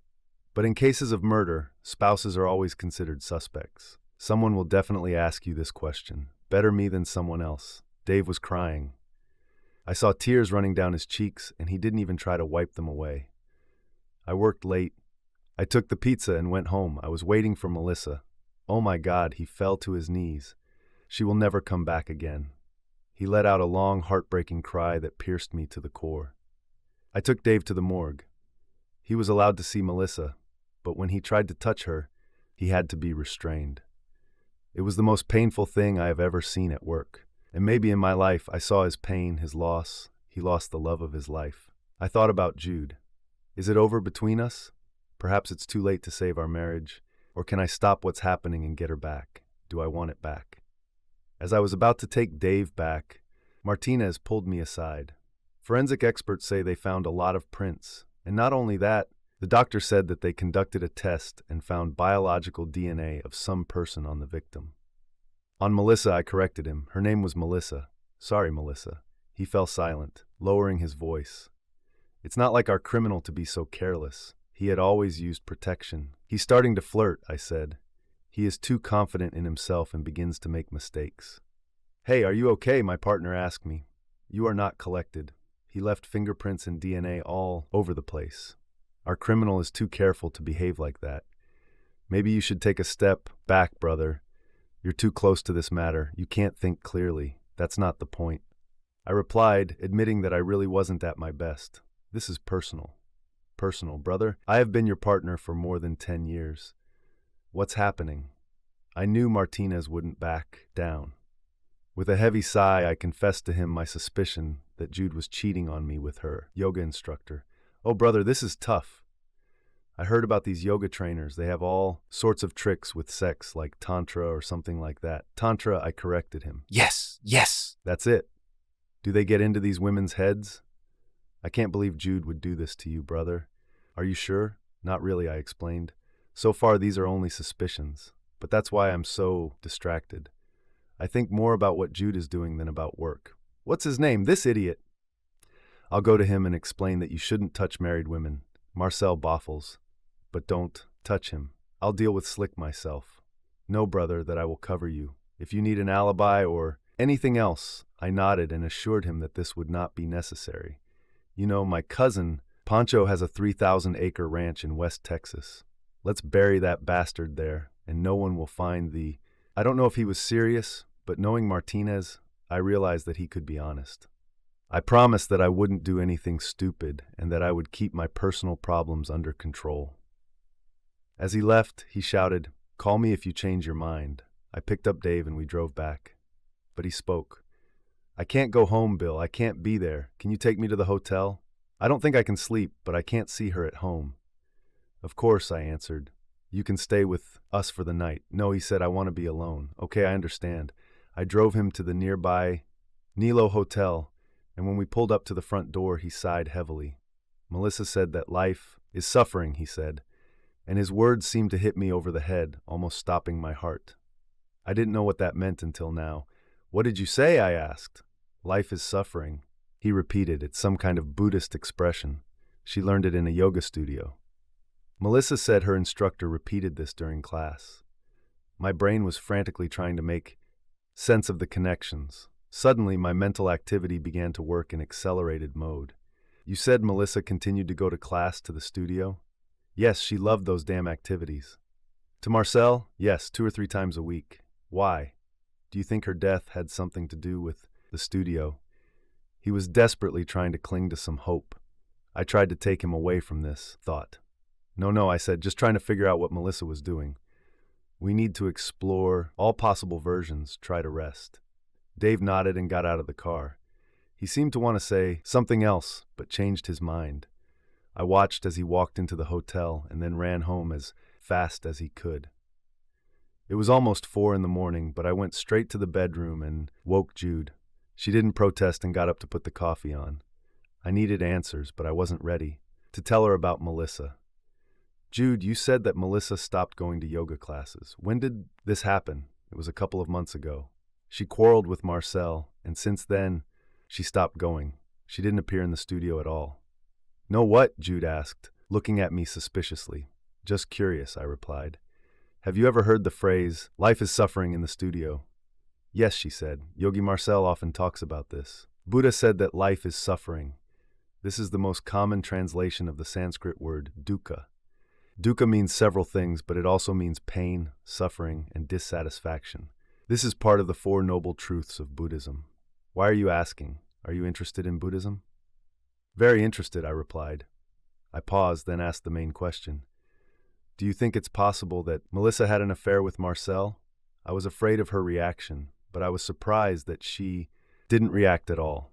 She simply took a sip of her coffee and then calmly replied, No, not the slightest chance. Why are you so sure? I asked. He swore to me that there was nothing between them and I believe him. Jude, I began, you trust people too much. You have no reason to simply believe everything he says. Bill, Jude replied, I haven't told you everything about the reasons why Melissa and I are no longer friends.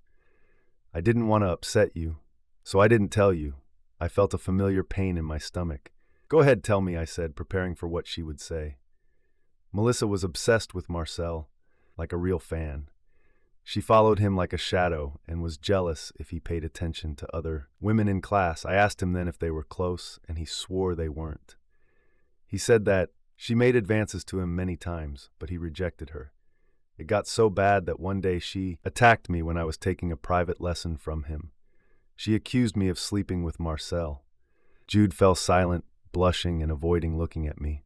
Did you sleep with him? I asked. Bill, she exclaimed indignantly. I told you he never touched me. Okay, continue. I told Melissa the same thing I told you. This seemed to calm her down, and she moved away a little, and then something strange began. She asked if I would like to sleep with Marcel myself and invited the three of me to spend the night with him. I was angry at her for having such an idea. A real friend would never suggest that I cheat on my husband. After that, Marcel kicked her out of the studio, and since then I have not communicated with her. I watched Jude carefully, trying to see if I believed her. It seemed so. I changed the subject. I also knew that soon the news about Melissa would leak to the media, and Jude would find out. She'll figure out that I already knew and will be furious that I didn't tell her. I took a deep breath to prepare myself and then continued. Jude, Melissa's dead. This caught her attention. What did you say? She asked in shock. Melissa is dead, I repeated. I swallowed hard and added, they killed her. My God, Jude exclaimed. When, how? Raising my hands, I said, I can't go into detail, honey. We think this may be related to a series of crimes I'm investigating, but we're not sure yet. Something doesn't add up in this case, and it seems Melissa might be seeing her lover. Lover, she asked, shocked. Then, as if all the pieces of a puzzle fit together, surprise appeared on her face. Wait, so that's why you asked about her and Marcel? Do you think he could have been involved in her murder? I felt that Jude was angry. I'm just doing my job, Jude, I told her. I have to consider all possible possibilities. I understand, she replied, her voice becoming softer, and she hugged me. I'm sorry I yelled at you. We hugged and stood there for several moments. I allowed myself to just hold my wife in my arms and not think about what might have happened between her and her yoga instructor. I love you, I whispered, trying not to cry. I love you too, Jude replied quietly. I had been awake for 30 hours when I walked through the doors of the Happy Life yoga studio. Jude's car was in the parking lot, so I expected to see her, but there was no one in the studio. I noticed the class schedule on the next lesson was to start in 45 minutes. The place was strangely quiet. At the end of the hall, next to the toilets, I saw a door with a sign that said, Private Area. I assumed it was Marcel's office. I knocked loudly on the door and then tried to open it. It was locked. Several minutes passed, then I heard someone unlock the door. The door opened and Marcel walked out, immediately closing it behind him. "Bill!" he exclaimed loudly, as if he was surprised to see me. Or perhaps he wanted Jude to know about my arrival. "What are you doing here? Have you come for Jude?" "No," I replied. "I need to talk to you about an important topic. Do you have a couple of minutes?" He hesitated. "Yes, of course." "Can we talk in your office? The matter is delicate. I need to discuss it with you in private." He looked back at the office door, thinking for a few seconds. "Yes, of course. Just a minute, I was just teaching a private lesson. Give me some time." I felt my blood begin to boil. My wife was in his office, and he tried to delay my entry. He opened the door a little way to step inside, but I pushed past him. "I don't have much time," I explained, pushing my way inside. Jude wasn't there. The office was empty, but I could still smell the light scent of her favorite perfume. Marcel sat down at his desk. There was a large sofa near the table, and 2 yoga mats were laid out on the floor in the practice area. I was sure one of them belonged to Jude. "How can I help?" he asked, leaning back in his chair. Marcel didn't know I was a cop. Jude tried not to tell her friends and acquaintances about my work. She wasn't embarrassed by my profession, but she didn't like that people behaved differently when they knew what I did. I knew that Martinez was going to visit him for questioning, so I decided to use the time to do a little checking. "Do you remember our conversation at the party? When did I ask you to keep an eye on Jude and pay attention if anyone tries to seduce her? Yes, you asked me to spy on her for you." He said with the same smug grin he wore at the party. "I have nothing to report, to be honest. I didn't see anyone flirting with her." "I'm just more worried," I said. Looking around his office, I noticed a security camera mounted on the wall. It was aimed at the sofa and not at the door or table, which seemed strange to me. Especially after I found out about Melissa, I added, "Yes, terrible news." He replied without showing much emotion. "Jude told me about it this morning. I'm very sorry for her family. So you can see why I'm now even more concerned about who my wife is dating." Of course, he nodded. "Certainly, I'll look after her for you. You can rest assured." Yes, I didn't need his eyes on her. At that moment, the door opened and Jude entered the office.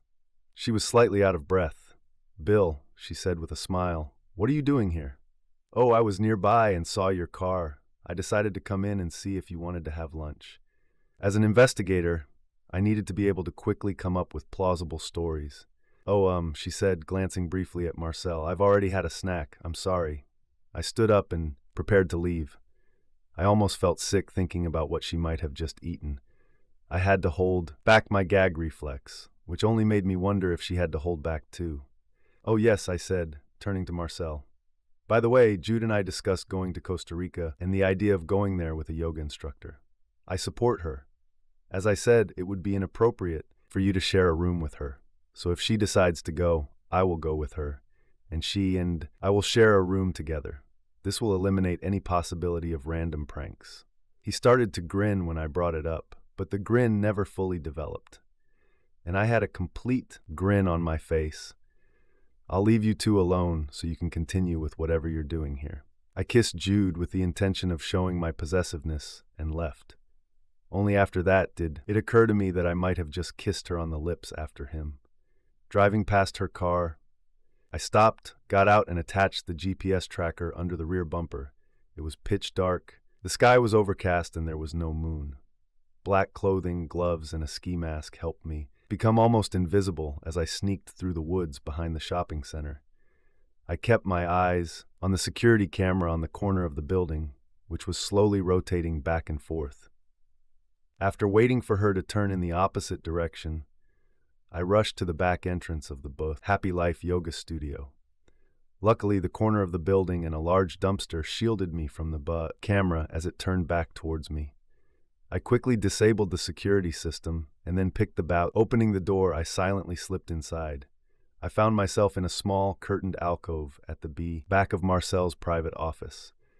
Well, now it's clear how Jude managed to escape when I came here. Earlier that day, she must have left through the back door and ran around the building to enter through the front entrance. Not a bad move for someone who's hiding something. I pressed myself against the back wall of the office and used a mop to knock the cheap security camera off its mount. It was a Bluetooth camera that broadcast an image somewhere to the cloud. I stomped on it until I was sure it wouldn't broadcast anything anymore. Then I sat down at Marcel's desk and turned on his computer. I hoped Slippery didn't care too much about physical safety. I touched the wok mouse and the screen came to life, showing a Windows desktop littered with folders. So he really wasn't that worried about physical safety. I flipped through the folders on my desktop and found one called Camera Images. I could have done it even easier, I thought. I opened the folder and saw many subfolders, each with a woman's name. Marcel turned out to be meticulous and very organized. I took the USB flash drive from my key fob, inserted it into the open slot on the front of his computer, and copied the contents of that folder to the drive. Scrolling through the list, I froze when I saw a folder called Jude. Opening it, I saw that it was filled with photographs and video clips. I set the view mode to show large icons so I could see previews of all the files at a glance. Most of them were photographs of Jude in various stages of war, dress and undress. Photographs of her in the girls' restroom looking at herself in the mirror, and even on the toilet. This bastard obviously put cameras in the locker room and restroom. Son of a bitch. I saw an icon of Jude sitting on the toilet and double-clicked it. It turned out to be a 3-minute video clip of her walking in, pulling down her pants and panties, sitting down, doing her thing, drying herself off and putting her pants back on. He even recorded her washing her hands afterwards. My blood was boiling inside me. I didn't have time to review all the notes, so I had to put off analyzing these files until I got home. I closed the folder and quickly checked the contents of his desktop and hard drive. I didn't find anything interesting, so I opened the Camera Images folder again and quickly scrolled down. I found what I was looking for in the folder with the letter M. I opened a folder called Melissa. There were 10 times more files than in Jude's folder and a lot of videos. I scrolled and scrolled, then went back and sorted by date. The very first file was dated 2 weeks before her death. I double-clicked on it. The video began to play, showing an empty office. A few seconds later, Marcel appeared, followed by Melissa. Had sex. In all my years as a detective, this was the clearest clue I had ever come across. The only problem is I couldn't use it in court without a warrant. I exited the video and carefully closed the folders, leaving everything as it was. He pulled the flash drive out of the computer and prepared to put it back on the keychain, but instead shoved it deeper into his pocket. I didn't want to risk losing her. I looked around the rest of the table and the entire office, but found nothing else interesting. I had been in the office for about 10 minutes and knew it was time to get out of there. It was obvious that someone had broken into the premises when Marcel arrived to find the broken camera. I carefully locked the door and waited near the plane dumpster until the camera turned away again, then quickly crossed the parking lot and got into the car heading home. On the way, I called Martinez. "I hope you have a good reason for calling me this early," he grumbled. "Have you solved the problem? Should we go to Pancho?" "No, but I may have evidence linking Marcel to at least one victim, and maybe several," I explained, driving into my driveway. "What evidence and how did you get it?" he asked. "Let's just say it can't be used in court, but if I can get a warrant, now I know where to look. This bastard hid cameras in the women's locker room and in the restroom. At least this way you can pin him down. We need to find enough grounds for a judge to sign a search warrant. Did you find out anything?" "Yes, good news. I went back and talked to Angela Chambers. You were right, she used to visit the Happy Life studio for several months. You know what? She said she had to leave because her boyfriend caught her having sex with your boyfriend's Slippery. That's already 2 victims associated with Marseille." I said, "But that's not enough for a warrant. We need more. Go back and talk to each of the victims. Find out if they have had any contact with him or the studio. Also go to Marcel and interrogate him about Melissa. Ask him for a list of all clients for the last year. Tell him it's to look for possible suspects or something like that. Understood? How's it going with Jude?" She took the news about Melissa very hard. Although they no longer spoke, they had been best friends for many years. She must be in pain. "Has she slept with him yet?" Martinez chuckled. "You know you're an asshole," I said without answering the question. I didn't tell him about the photographs I found. Yes, I know, he admitted. You said you never touched Melissa, Jude shouted. Instructor. Where the hell did you find this? Marcel howled, pointing to a photo of him having sex with Melissa. His accent disappeared. Remember the break-in at your studio? I asked, grinning widely. You son of a bitch, he barked. You lied to me, Jude screamed, her face streaked with tears. Have you been lying all this time? I trusted you. She turned to me, her face wet with tears. I'm so sorry, I'm a fool. I posted a few more photos. They captured numerous acts between Marcel and Melissa. It looks like they've been having fun together for a long time. He seems to love taking pictures of all his connections. I saw everything, including the ones with you. With me, Jude screamed, but we had nothing. Jude, this isn't about you right now, I told her. We will deal with your mistakes later. Do you know who this woman is? I asked, showing another photo in which Marcel was with an unknown woman. It's Angie, Jude exclaimed. You slept with her too. I turned over a few other photos. The photographs again showed Marcel indulging in carnal pleasures with other women from the studio. Jude was shocked. Oh my God, did you sleep with all the women in the group? Am I the only one you haven't been able to get yet? Bye, I interjected. Isn't that why you came here? Jude couldn't answer. She looked like she was about to throw up. I turned the next photo over. It was Melissa again. But this time she was lying at the crime scene. It was clear that she was dead. Jude screamed. Martinez returned and re-interviewed all the victims. It turned out that 3 of them were regular clients of the Happy Life studio, and the other 2 attended free classes for beginners. So we had 6 victims that we could directly link to Marcel Boffels. This was enough to obtain the necessary warrants. We started planning how to conduct the search. During this time, one of our technicians began intercepting Marcel's calls and text messages. Over the next few days, I kept my eyes on Jude. Thanks to the GPS tracker, I always knew where she was. I had to stay close to the house to keep an eye on her, which meant I was neglecting my responsibilities in the case. Luckily, Martinez tried to cover me. He called when he had questions or needed my direction, but mostly he handled things on his own. I was determined to keep Jude away from the studio and away from Marcel. Being near him put her in danger. I had to come up with a lot of excuses and try to be home every time she was home. But this morning she made it clear that she will go to the studio, even if I don't want her to. I couldn't think of a plausible reason to dissuade her, so I decided to let her go and follow her. I pretended to be leaving for work, then parked at the end of the street and watched our house through binoculars. Not even a minute had passed before she left the house. I saw her load a duffel bag and a large bottle of water into the trunk, then get into the car and drive off. I let her drive away a little and followed her. Watching the GPS signal, she headed straight to the mall and parked at the yoga studio. While I was waiting for her to come out, my work phone rang. It was Martinez. I answered sharply, expecting him to say something new on the matter. We were waiting for DNA results from the kit and the crime scene. Yes, I said into the phone without taking my eyes off the entrance to the Brett. Listen, you have a problem, Martinez said, clearly annoyed. Jimmy, our computer guy, intercepted a call from Marcel to your wife recently. They are going to meet at a hotel to sleep. You have to do something. You are sure? I asked, feeling my blood pressure rise and my pulse quicken. Yes, there's no doubt about it. Jude is supposed to meet him at the studio, and then they will go to the hotel together. You don't have much time.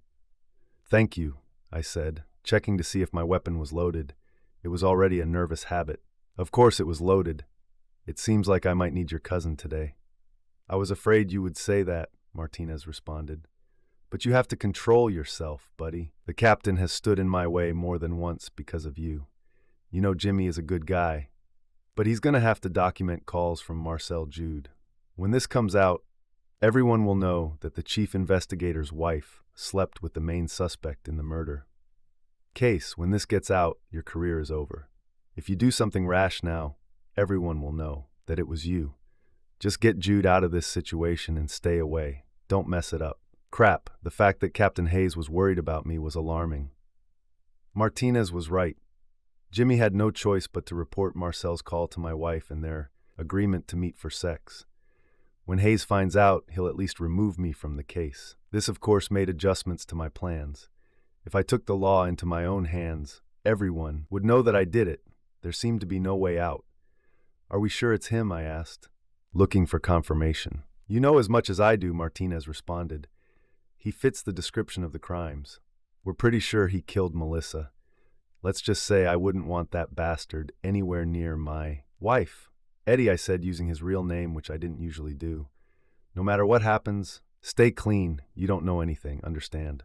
Damn it, what are you doing? He asked. I need to go. I have to do this.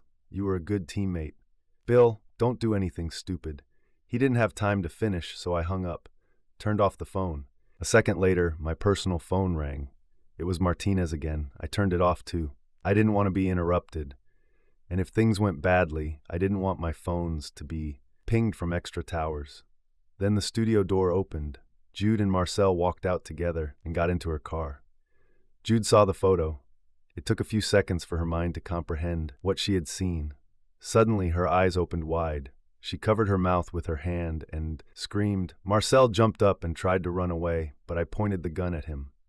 Give me a reason, bastard. Give me at least one reason to pull the trigger. Behind me, I heard a woman scream. I turned around and saw the waitress looking at me with her eyes widened in horror, staring at the weapon. I picked up the badge. I'm a cop, I shouted. The waitress backed away slowly, then turned and ran into the kitchen. Damn, I didn't have much time left. She's probably already called the police, and in about 8 minutes, this place will be full. Bill, what are you doing? My wife screamed. He killed her, I said. He slept with Melissa, and then he killed her. Marcel raised his hands. What? He exhaled, trying to move away from me. No, man, I didn't kill her. I swear she was alive when I left. Your DNA is still on her slippery. You'll get a lethal injection for this. We just met for sex, man. Honestly, we met every week to have sex. Why should I kill her? She was a great match. You are the wrong person. Marcel Boffils, you are under arrest. I twisted his arm behind his back and forcefully snapped the handcuffs onto his wrist. Whatever you say. Okay, never mind. Bill, what are you doing? There was confusion in Jude's voice. She looked scared and depressed. Stay here and don't interfere, I told her. Marcel and I will go out of town for a little walk. No, Bill, she screamed. You can't do this. He's not worth it. There was nothing between us. I love you, Bill. Don't ruin your life for this bastard. Stay here, I barked. Please, I didn't kill her, he shouted. I felt the smell of urine hit my nose as a large wet spot appeared on his pants. I just liked having sex with married women. I didn't touch anyone. I couldn't hurt anyone. Get up, I demanded, tugging at his handcuffs. He staggered and moved forward uncertainty as I pushed him towards the exit. Behind us, the door opened again, and Jude came out screaming my name. She was holding the phone in her hand. Bill, stop. It's your partner calling Martinez. I stopped and looked at my wife. She handed me the phone. He says it's urgent. I stared at her, seething with anger, my heart pounding. I held Marcel by the handcuffs with one hand and reached for the phone with the other. Talk quickly, I said into the phone. What the hell? I'm calling you nonstop. Martinez's voice rang out. I'm a little busy, Martinez. I began interrupting him. It's not him, Martinez shouted. What? I couldn't believe my ears. DNA, it's his DNA in the kit, but buddy, he didn't kill her. There's a lot of other DNA on her body and in her license plate. The one who killed her was not Baffles. You're talking nonsense, I barked back. You just don't want me to kill that bastard. No, I swear, buddy. Additionally, the DNA in the kit does not match the samples we received from the other 2 crimes. It's not him, Bill. Bill, Jude screamed. I looked up. Everything happened in slow motion. She was looking somewhere behind me. I turned around when the first shot rang out. I continued my turn, instinctively reaching for my weapon. Another shot rang out. I saw the shooter. Dave, there was a shootout. Dave and Slippery died. Bill, I heard Jude calling me. You're wounded. She ran up to me and threw herself on my chest as I sank onto my back. I looked up at the blue Texas sky before it disappeared behind the face of the only woman I had ever loved. She was crying. No, Bill, she screamed. Don't leave me. I looked at her face and smiled until everything slowly went dark. I wanted to sleep, but a loud sound kept ringing in my head, preventing me from remaining in this state of oblivion. It was some kind of piercing signal that echoed in my ears. For a moment, I felt like someone was calling me on my phone endlessly. I opened my eyes. Jude was nearby. Turn off that damn signal, I croaked through dry lips. The sound that came out of me was more like a rustling sound than words. Bill, Jude sighed and hugged me tighter. I felt her hands, and looking down, I saw her kissing my hand, her tears flowing nonstop. "Oh, Bill, you're awake." I nodded slightly. At that moment, people crowded around the bed and started checking me. I tried to brush them off, but I couldn't find the strength to even raise my... I closed my eyes for a moment, and when I opened them again, the room was dark. Everyone left except Jude. She was sitting next to the bed, her head resting on my hand. I moved, and she woke up looking at me with concern. I tried to speak, but realized that there were tubes sticking out of my nose and mouth. I raised my left hand and tried to pull them out. "No, Bill, stop," Jude exclaimed. "You need to leave them where they are." I looked at her and remembered what she did. I felt tears running down my cheeks. Jude betrayed me with that slippery one. She was the last person I wanted to see. I jerked the tubes sharply and pulled them out of my mouth and nose. Jude tried to stop me, but it was too late. When I freed myself from them, I tried to speak, but my voice was weak and she did not understand me. I took a deep breath and repeated, "Get out of here, you woman of easy virtue." I hissed and the monitor signals immediately screeched. "Bill, I love you, I'm sorry," she screamed. I shook my head sharply and a nurse and several other employees rushed into the room. "Treason is trashy," I shouted as the staff held me down and inserted the tubes back into place. I lost consciousness again. When I woke up again, my children and Jude were nearby. They slept cuddled on a sofa nearby. I dozed off again and woke up to hear someone talking. "I won't be able to live if he dies thinking that I cheated on him," the woman said. "Didn't you change it?" said a male voice with a Texas accent. "No, I still haven't made up my mind," the woman answered, insisting on her innocence. I went to the hotel with Marcel, intending to do this, but at the last moment I changed my mind. I couldn't bring myself to do it. Marcel was persistent, tried to persuade, and I even succumbed to temptation. But now I'm glad I didn't do it. I can't believe how I fell. "Then why did Bill think you did it?" Martinez asked. He saw some photographs or videos that Marcel took when we were in his office. "I don't know how these pictures came about, but Bill was convinced that I was cheating with Marcel. "So you slept with him?" Martinez insisted. "No," she whispered. "I don't know how Marcel took such photographs. He probably had hidden cameras, but everything was taken out of context." Martinez laughed. "Well, I think it looked pretty convincing," he remarked. "Marcel kissed me. I didn't answer him. Every time he did this, I pushed him away and told him to stop. But this is not visible in the photographs. All you can see is how we kiss, or so it seems. But I swear on the lives of my children, we never had anything." "Do you understand that he will never believe you?" Martinez said. "Honestly, I don't believe you myself, although I'm not your husband." "But it's true," Jude insisted. "Well, sometimes a lie is easier to believe than the truth," he said. "Are you suggesting that I lie to Bill?" she asked. "Something like that," he replied. "I can't do this," she said. "I'd rather tell him the truth, even if he never forgives me. I just pray he makes it through. I'm willing to spend the rest of my life doing whatever he says, as long as he lets me stay by his side."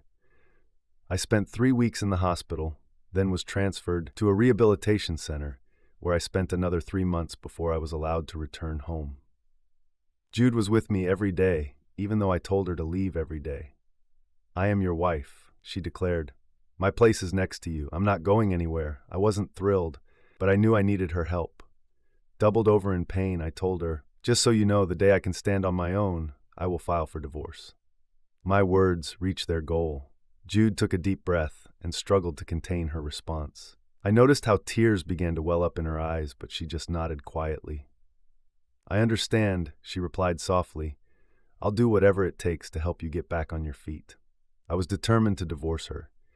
For me, she made her choice. I didn't want to be second best to anyone, especially someone like that bastard. I'm not a cuckold, but I realized that it might be a long time before I could walk on my own again.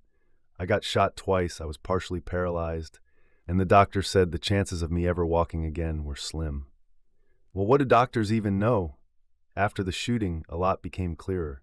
First of all, if I had not been injured so seriously, I would probably have been fired. I completely screwed up the investigation and allowed my personal feelings to completely cloud my judgment. If Dave hadn't intervened, I would have done a lot more stupid things. But fate decreed otherwise, and in the end, I was able to retire as a hero. Secondly, it turned out that Marcel Boffels did not kill anyone. He didn't need it. He already had plenty of women. He also didn't lie about his relationship with Melissa. They met every week, for sex for several months. Dave found out about her meetings with Marcel and gave her a debriefing. Melissa was in love with Slippery and wanted to leave Dave to be with the creep. But Marcel rejected her and told her to stay away. However, this did not stop their weekly affairs. Apparently, Dave followed her to the hotel, waited until Marcel left, and then knocked on the door. She must have thought it was Marcel who had returned. Dave burst into the room and killed her in a fit of rage. But killing his wife was not enough for him. Dave also wanted to kill Marcel. It looks like he followed Jude and Marcel from the yoga studio to the hotel. If I had been more attentive, I might have noticed him. Dave waited outside, watching. When I brought Marcel out in handcuffs, it wasn't a real capture. I had my own plans for this bastard, but Dave beat me to it. Finally, Martinez used a genealogy website to trace the DNA of the real serial offender. It turned out that he was just a madman who will now sit behind bars for the rest of his life. About 2 weeks after I returned home, Martinez stopped by to check on me. Things were going hard. Jude did her best to look after me, but I refused to engage in rehabilitation and physical therapy. And as a result, my condition did not improve. I lost all motivation to get better or walk again. The thought of Jude and that scoundrel disgusted me. I was literally sickened by what she did, and even more so by what she was going to do the day he was killed, and I became disabled. What kind of life can I have now? Nobody cares whether I'm alive or dead. It would have been a lot easier for everyone if Dave had killed me along with Slippery. I also remembered Jude and Martinez's conversation at the hospital. He was right. I didn't believe her. Strangely, Jude never mentioned Marcel, and I also avoided the topic. It was all like an elephant in the room, but none of us wanted to bring it up for fear of provoking something even worse. All I could do was wait for Eduardo to become the mouse that would sooner or later frighten the elephant in my room. You know, she swears she didn't cheat on you. He told me as Jude went into the kitchen to get some tea. Yes, I know, I replied. I heard your conversation when you thought I was unconscious. Did you hear the whole conversation? I think yes, and you don't believe her. No, I don't believe it. And you will never forgive her, right? No. Okay, then you need to watch this. Martinez took out his phone and turned on the video. I immediately recognized that it was from Slippery's collection. The recording showed Jude talking to Marcel in his office about a trip to Costa Rica. Suddenly, he grabbed her and kissed her, just like I saw in the photographs. But Jude slapped him and told him never to do that again. Everything happened exactly as she said. He played another clip. This one was longer. She was telling the truth. Everything happened exactly as she described. Damn it. It's good that Slippery was already dead. Otherwise, I would have killed him. Myself, I sat silently and cried until the muscles in my stomach cramped from tension. The next day, I asked Jude to take me to rehab. It was difficult. I fought to restore the connection between nerves and muscles, but now I had a goal. I decided to fight to the end. 2 years later, Jude held my hands as I struggled to my feet. She stood in front of me with a smile, then took a step back. I tensed up, and with effort, raising my right leg, took the first step. Shifted his weight to it, and slowly lifted his left leg, moved it forward, and lowered it to the floor again. That's it, honey. Jude encouraged me. You can do it. She let go of my hands and took a step back again. I nodded and tried my best. For the first time after being wounded, I walked slowly step by step. I stopped, looked at my wife, and smiled. Until that moment, I doubted that I would ever be able to walk again. But now, I knew that I could do it. It was just a matter of time, hard work, and patience. At that moment, I forgot about Slippery and the pain he brought into my life. I forgot about Jude's near betrayal. I forgot that the day I was shot, I planned to take Marcel Boffels out of town, put 2 bullets in his head and die. Me and Jude looked into each other's eyes. We both cried. So she began wiping away tears. You took your first step without outside help. I'm proud of you. I think now you want a divorce. I myself forgot what I told her then. I slowly shook my head from side to side. No, I said, and tears streamed down my cheeks. But isn't that why you tried so hard, to learn to walk again? She asked, a little confused. No, I answered again. I trained so hard so could walk down the aisle together again. If you agree to marry me again. I held out my hands to her, and she stepped towards me, taking my hands again. I slowly knelt down, barely able to maintain my balance, and held her hands. Jude, I believe you. I want to spend the rest of my life showing you how much I love you. Will you marry me again? Yes, she screamed, and then rushed towards me, knocking me off my feet and showered me with kisses. I hugged her and kissed her tightly, tenderly, passionately. She seemed to melt in my arms. We started a new life. Jude was able to put all her yoga skills into practice, and I became her devoted student. If she could teach a half-broken cripple, she could work wonders with others. In fact, she was so good that we decided to invest some of the money I received from the city after my injury to open our own studio, Happy Wife. But first, we had to go to Costa Rica so Jude could get her instructor certification. Jude will become a yogi. Subscribe to our channel so that your love doesn't cheat on you, and go ahead and listen to the next story, because this story is nothing compared to the next one. If you're under 18, don't even think click to the next one. Click to the next one. Click to the next one. Click to the next one. Click to the next one. Click to the next one. Shh.